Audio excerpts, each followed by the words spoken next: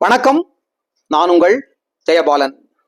நேற்று அதிகாலை உலகம் முழுவதும் உள்ள சுமார் 150 கோடிக்கு அதிகமான கத்தோலிக்க கிறிஸ்துவ மக்கள் அனைவரையும் மிகவும் அதிர்ச்சிக்கு உள்ளாக்கிய ஒரு பேரிடியான ஒரு செய்தி வந்திருந்தது. அது என்ன அப்படின்னா, போப் பிரான்சிஸ் திருத்தந்தை அவர்கள் தனது 88வது வயதில் நேற்று அதிகாலை உடல்நல குறைவு காரணமாக காலமானார் என்ற செய்திதான் அது. முதலில் நாம் நம்முடைய சேனல் மூலமாக உலகெங்கும் வாழும் கிறிஸ்துவ சகோதர சகோதரிகள், உறவுகள், நண்பர்கள் அனைவருக்கும் நம்முடைய ஆழ்ந்த இரங்கல்களையும் வருத்தங்களையும் பதிவு செய்து, தங்களுடைய மத தலைவரை இழந்து வாடும் அனைத்து அந்த கிறிஸ்துவ மக்களுடைய குடும்பங்களுக்கு இறைவன், எல்லாம் வல்ல இறைவன் அவர்களுக்கு ஆறுதலையும் தேறுதலையும் தந்து இந்த ஒரு இழப்பிலிருந்து அவர்கள் மீண்டும் எழுந்து வந்து தங்களுடைய வாழ்வின் பிற பணிகளை இன்னும் இறைவனுடைய ஆசியோடு அதிக ஊக்கத்தோடும் ஆக்கத்தோடும் செய்ய மறைந்த திருத்தந்தை பிரான்சிஸ் அவர்களுடைய ஆசியும் அவர்களுக்கு இந்த நேரத்திலே கிடைக்க வேண்டும் என்றும் பிரார்த்தனை செய்கின்றோம். நிறைய உங்களுக்கு பார்த்தீங்கன்னா, போப் பிரான்சிஸ் அவர்கள் 266வது திருத்தந்தையாக போப்பாக தேர்ந்தெடுக்கப்பட்டவர். இவருக்கு நிறைய சிறப்புகள் இருக்கு. இப்போ 266வது போப் இவர் அப்படின்னா, யார் முதல் போப் அப்படின்னா, இயேசு கிறிஸ்து தன்னுடைய இறுதி காலங்களில் அவர் சென்ட் பீட்டர் அப்படிங்கிறவரை அவர் என்ன பண்றாரு, இவர் தான் தன்னுடைய பிரதான சீடர் அப்படின்னு இது பண்ணி, எனக்கு பின்னால இந்த சபையை வழிநடத்துவதற்கு சென்ட் பீட்டர் தான் தகுதியானவர் அப்படின்னு அவரை அந்த சபையினுடைய தலைவராக நியமிக்கிறார். அவர்தான் முதலாவது கத்தோலிக்க திருச்சபையினுடைய போப்பாக இயேசுவால் நியமிக்கப்பட்டவர். அதற்கடுத்தபடியா இன்றைக்கு வரைக்கும் 266 பேர் திருத்தந்தைகளாக போப்பாக தேர்ந்தெடுக்கப்பட்டிருக்கிறார்கள். அதுல இப்போ மறைந்த திருத்தந்தை திரு போப் பிரான்சிஸ் அவர்கள் 266வது போப்பாக இருந்து நேற்று அதிகாலை அவர் இறைவனடி சேர்ந்திருக்கிறார். இதுல பாத்தீங்கன்னா, இவருக்கு என்ன மிகவும் ஒரு சிறப்பு, நிறைய சிறப்புகள் இருக்கு. என்ன அப்படின்னா, முதலாக பூமியினுடைய தெற்கு பூகோள பகுதியிலிருந்து தேர்ந்தெடுக்கப்பட்டவர் அப்படிங்கிறது ஒரு சிறப்பு. ரெண்டாவது, ஏறக்குறைய ஒரு 1500 வருஷத்துக்கு அப்புறம் ஐரோப்பாவிற்கு வெளியிலிருந்து தேர்ந்தெடுக்கப்பட்ட முதல் போப் இவர் தான். ஏன்னா இவருடைய சொந்த நாடு அப்படிங்கிறது இவருடைய தாய் நாடு அர்ஜென்டினா. அங்க இருக்கிற பியூனஸ் ஐரஸ் அப்படிங்கிற அந்த தலைநகரத்துல இவர் பிறந்தவர். இவருடைய முன்னோர்கள் 1921க்கு அப்புறம் இத்தாலியில பாசிச கவர்மெண்ட் அரசாங்கத்தினுடைய பயங்கரமான ஒரு தாக்குதலும் அந்த அழித்தொழிப்பும் நடக்கிற நேரத்துல அங்கிருந்து அவர்கள் என்ன பண்றாங்க, புலம்பெயர்ந்து அங்கிருந்து அர்ஜென்டினால செட்டில் ஆகுறாங்க. அங்கதான் இவர் பிறக்கிறார். அதுக்கப்புறம் ஒரு சர்ச்சினுடைய சபையில அவர் சேர்றார். அவர் சேர்ந்த சபையினுடைய பேர் ஜெசூட் அப்படின்னு சொல்லக்கூடிய சேசு சபை அப்படிங்கிற ஒரு அமைப்பில் தான் அவர் சேர்ந்து அதுல அவர் என்ன பண்றாரு, பாதிரியார் ஆகி, அதுக்கப்புறம் அவர் ஆர்ச் பிஷப் ஆகிறாரு. அதுக்கப்புறம் கார்டினால் என்று சொல்லக்கூடிய அந்த ஒரு தகுதியை அடைகிறாரு. அதற்கப்புறம் கடந்த 2013வது வருடம் அவர் 266வது போப்பாக தேர்ந்தெடுக்கப்படுகிறார்.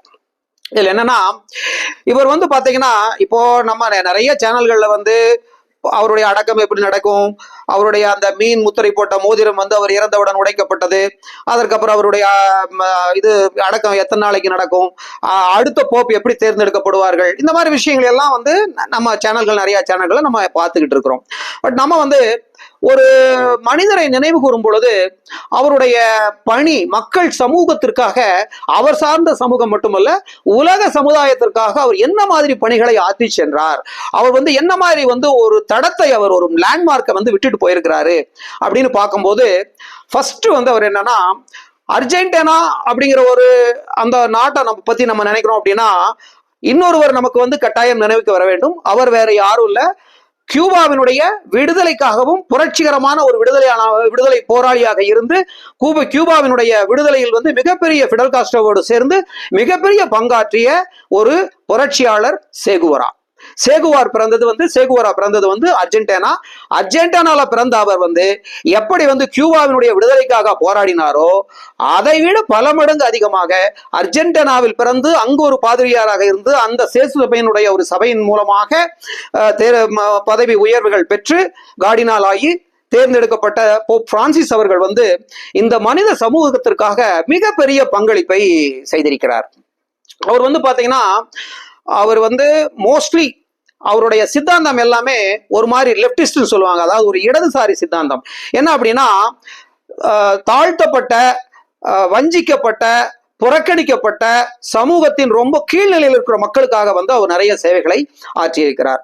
இதற்கு என்ன பின்னணி அப்படின்னா அர்ஜென்டினா மாதிரி ஒரு கம்யூனிச சித்தாந்தங்கள் இருந்த அந்த நாட்டிலிருந்து பிறந்து வளர்ந்ததனாலும் சேசு சபை மாதிரி ஜெசூஸ் என்று சொல்லக்கூடிய அந்த சேசு சபையினுடைய அவங்களுடைய பணிகள் அப்படின்னு பார்த்தோம்னா அவர்கள் வந்து மோஸ்ட்லி வந்து அவங்களுடைய சேவை எப்படி இருக்கும்னா கல்வியில் வந்து அவருடைய சேவை மகத்தான சேவையா இருக்கும்.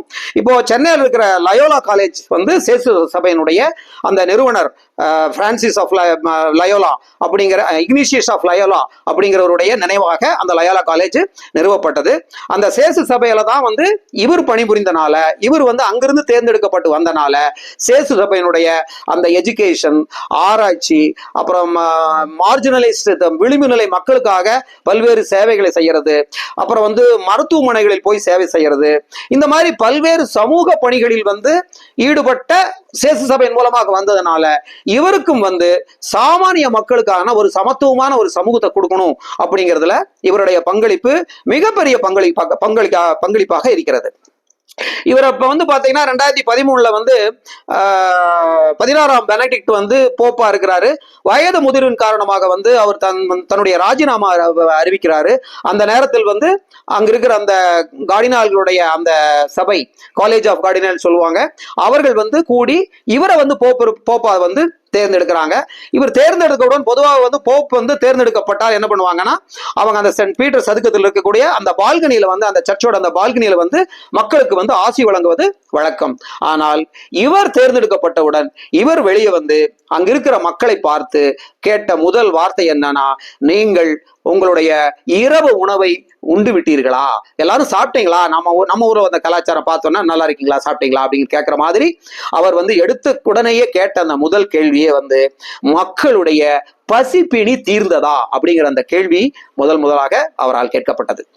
அதுக்கப்புறம் அவருடைய வாழ்க்கையில பாத்தீங்கன்னா அவர் வந்து எல்லா போப்புகளுக்குமே அந்த இடத்துல வந்து ஒரு மிகப்பெரிய ஒரு அரண்மனை வந்து அவங்களுக்கு கொடுக்கப்படும்.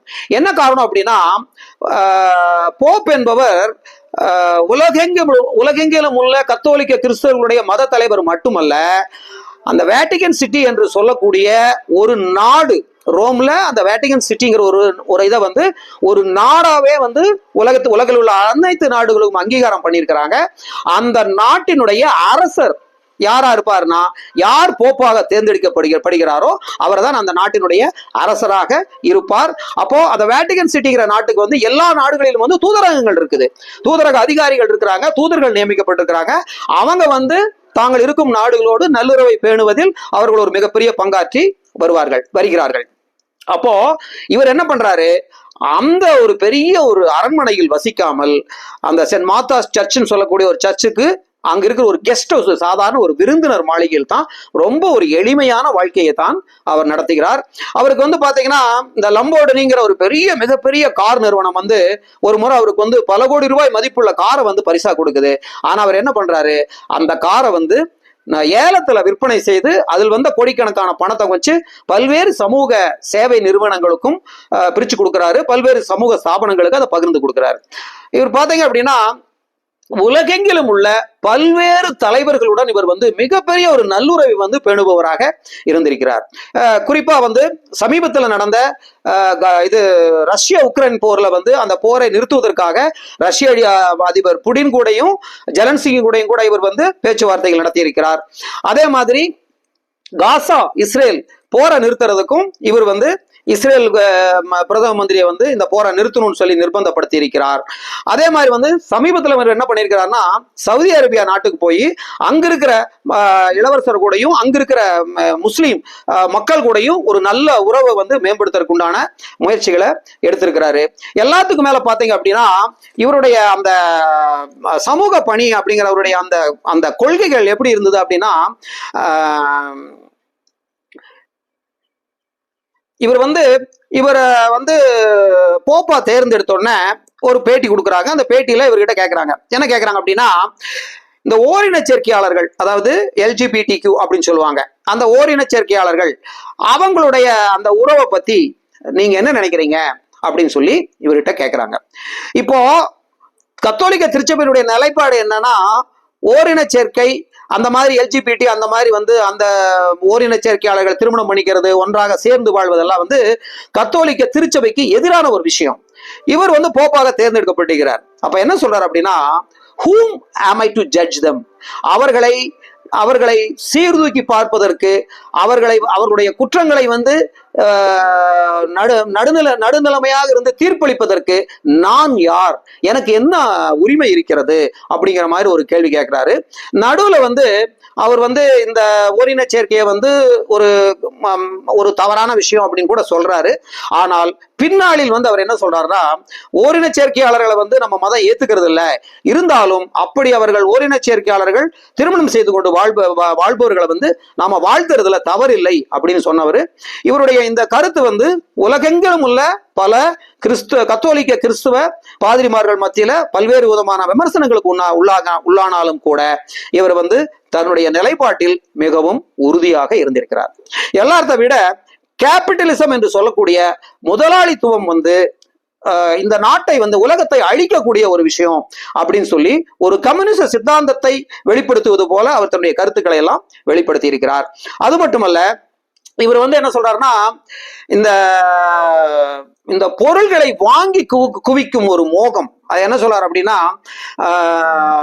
பொருளாதாரத்துல வந்து மக்களுடைய பேராசை வந்து எல்லாத்தையும் வாங்கணும், எல்லாத்தையும் அனுபவிக்கணும் அப்படிங்கிறதா வந்து பொருளாதாரத்தில் வந்து ஏற்றத்தாழ்வுகளை உண்டு பண்ணுகிறது.